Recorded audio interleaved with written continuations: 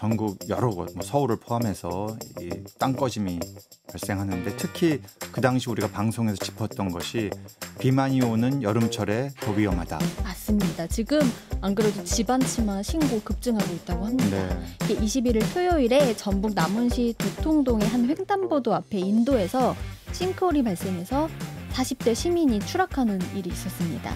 이게 가로 세로 약 3m, 깊이 2m 정도 되는 좀 굉장히 큰 크기였어요. 그 다음 날에 22일에는 뉴스 다 보셨을 건데 인천 계양구의 아파트 주차장에서 지름 50cm, 깊이 1m 규모의 싱크홀이 발생해서 차량 앞바퀴가 빠지는 그런 아슬아슬한 일도 있었습니다.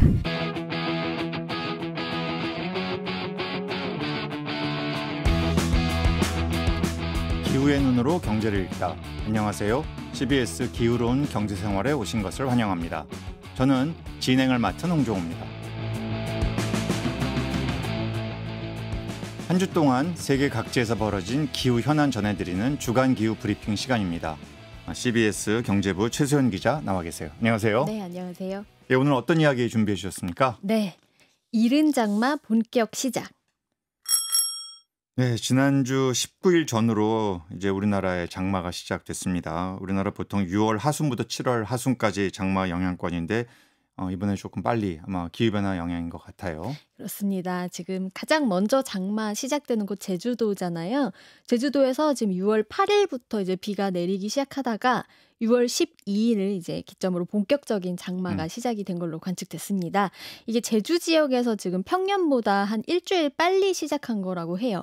장마 통계가 있는 1973년 이후에 제주 지역에서 지금 역대 세 번째로 이른 장마라고 그렇군요. 합니다.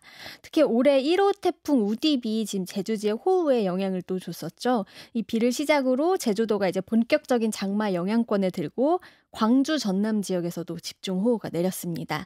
중부지방과 수도권까지 이제 본격적인 장마 영향권에 들어가게 된 게 한 19일 전후부터죠. 주말 상황 보면은 혹독한 장마 신고식이 있었습니다. 특히 남부지방 중심으로 주말 사이에 많은 비가 내려서 전북 남원 같은 경우는요. 토요일인 20일 하루에 175mm 물폭탄이 쏟아지기도 했는데요.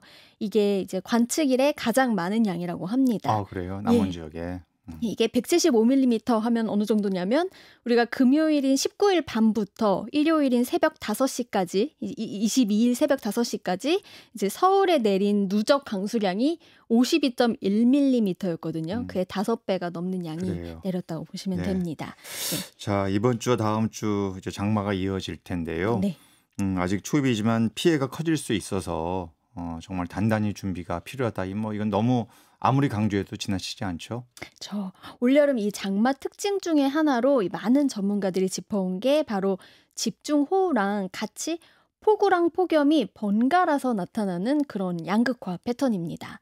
이게 지금 이 작은 한반도 땅에서도 뭐 서울에서는 폭염이 있는가 하면 뭐 강원, 충북 그렇게 먼 거리가 아닌데 여기서는 최대 30mm 소나기가 내리는 그런 현상이 계속 발생을 하고 있잖아요.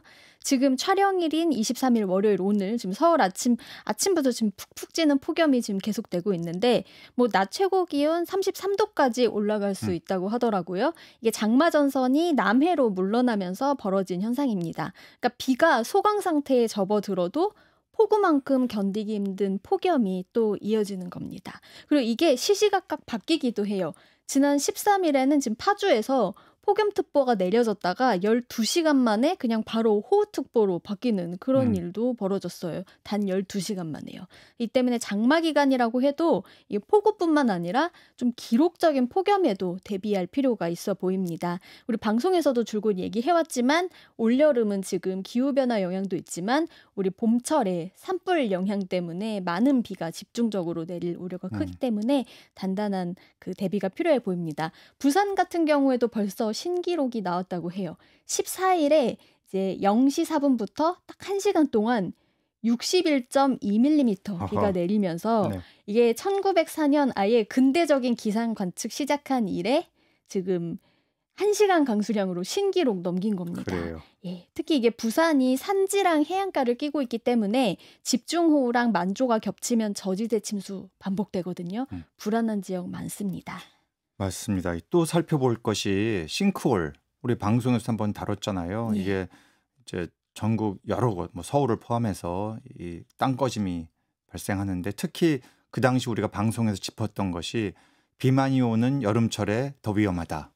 이게 이제 맞아요. 시작되는 문제 아니겠어요? 맞습니다. 지금 안 그래도 집안 치마 신고 급증하고 있다고 합니다. 네. 이게 21일 토요일에 전북 남원시 도통동의 한 횡단보도 앞에 인도에서 싱크홀이 발생해서 40대 시민이 추락하는 일이 있었습니다. 이게 가로 세로 약 3m, 깊이 2m 음. 정도 되는 좀 굉장히 큰 크기였어요.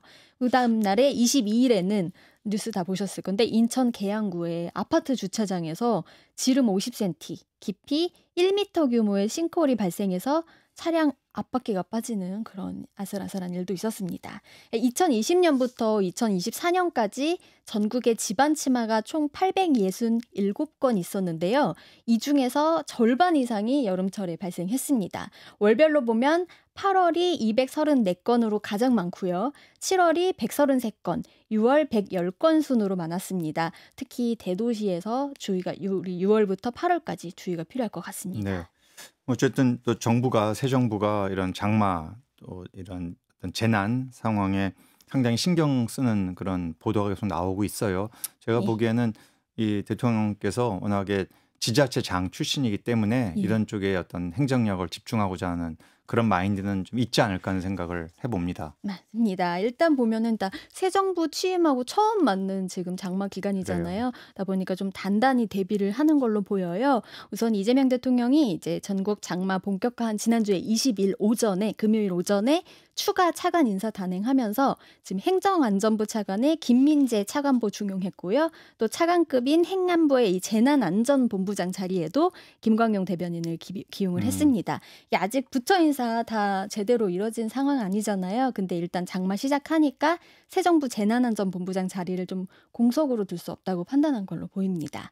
이 김민재 본부장은 김광용 신임 음. 본부장은 행안부 안전기획과장 지냈고요. 재난대응정책관도 지냈어요. 그래서 재난안전 대응 역량을 좀 축적한 인물이라는 평가를 받고 있습니다. 행안부가 호우 끝날 때까지 비상대응체계 철저히 유지하면서 아무래도 인명피해 최소화에 좀 방점을 둔다는 그런 방침입니다. 환경부도 바빠졌어요. 지난주부터 지금 각 지방청이랑 회의 열면서 빗물바지 쓰레기 현장 점검에 나섰다고 하는데요. 이 빗물바지에 우리 담배꽁초 같은 쓰레기 쌓이면 맞아요. 정작 집중호우 때 배수가 원활하지 않아서 막히는구나. 맞습니다. 네. 홍수 피해로 이게 어이없는 피해로 이어지게 되는 거죠. 자, 이 내용 아까 이 대통령이 이제 행정 경험이 있기 때문에 이런 거에 조금 더 신경을 쓰실 것 같다 말씀하셨는데 이 대통령이 과거 성남시장 지낼 때 이 빗물바지 지적한 내용 일화로 좀 소개된 거랑 네. 좀 밀접한 것 같아요. 당시 성남시에서 이제 매년 수해가 반복되는 지역들을 지도 위에 이렇게 다 표시를 해봤대요. 그랬더니 이게 매번 거의 동일한 지점에서 수해 피해가 집중되고 있던 말입니다. 그래서 원인을 좀 파헤쳐봤더니 빗물바지가 낙엽으로 막혀 있을 경우가 많았고요. 또 하수도 배수로를 제때 청소를 안 해서 이렇게 막히는 그런 문제들이 있었다고 해요. 그래서 지금 새 정부 들어서고 새 대통령 취임해서 더 이걸 강조하다 보니까 올여름은 적어도 빗물바지가 막혀서 홍수로 이어지는 일만큼은 좀 일어나지 않을 거란 그런 기대를 바람을 그래요. 가져봅니다. 이 사실은 이런 특히 여름철 폭우나 또 폭염 이런 거는 중앙 정부의 정책 방향, 지원도 중요하지만 개별 지자체의 역할이 핵심적이잖아요. 맞습니다. 이런 것이 정말 적기에 이루어져야 예. 피해를 최소화할 수 있는 거죠. 예, 맞아요. 지자체도 지금 되게 분주한 것 같아요. 우리 집중호우 온다고 하면 먼저 서울에서 가장 걱정되는 곳 어딜까요? 저는 강남역이 제일 먼저 떠오르더라고요. 예, 맞아요. 강남역 일대가 저지되고. 그렇죠. 지대가 낮고 지형이 또 항아리 모양이라서 빗물이 고이기 쉽다고 해요. 그래서 지난주 이제 금요일에 서초구청이랑 서초경찰서가 직원 한 80명가량 이제 동원을 해서 강남역 일대 합동 점검을 벌였다고 밝혔습니다. 이게 2022년 8월 폭우 때 기억하실 것 같은데 수압으로 맨홀 뚜껑이 열리면서 그 밑으로 남매가 추락해서 숨지는 맞아요. 그런 사고 발생한 적 있었죠.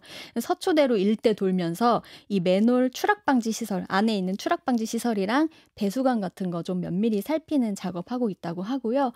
그리고 우리 빼놓을 수 없는 우려.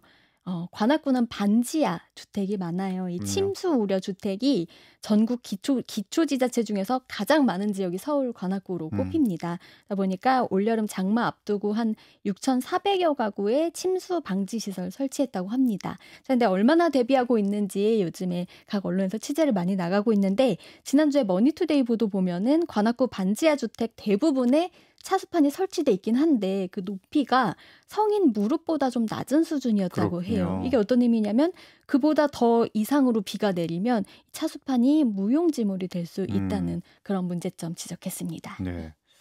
그래요. 또 서울 외의 지역도 이런 폭우에 전혀 자유롭지 않은데 네. 어떤가요? 네, 일단 올해 장마 기간 유난히 불안한 지역이 남아 있어요. 바로 경북 산불 피해 네. 지역입니다. 이게 아직 복구가 제대로 다 이루어지지 않았어요. 제가 이제 올해 4월에 그 청송 지역의 주암산 국립공원 근처 방문했을 때도 보면은 산사태 위험이 굉장히 커 음. 보였거든요.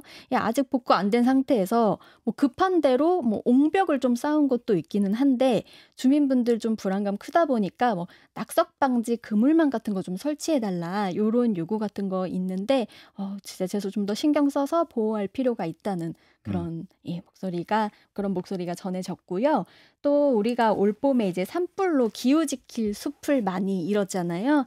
이때 쌓인 재, 뭐 각종 이물질 이런 게 장마 기간에 비에 좀 씻겨 내려가서 하천으로 유입되면 아, 이게 또 수돗물 수질에도 그럼요. 영향을 줄 수 있습니다. 이런 부분에도 지자체랑 중앙정부의 각별한 관심이 필요해 보입니다. 네.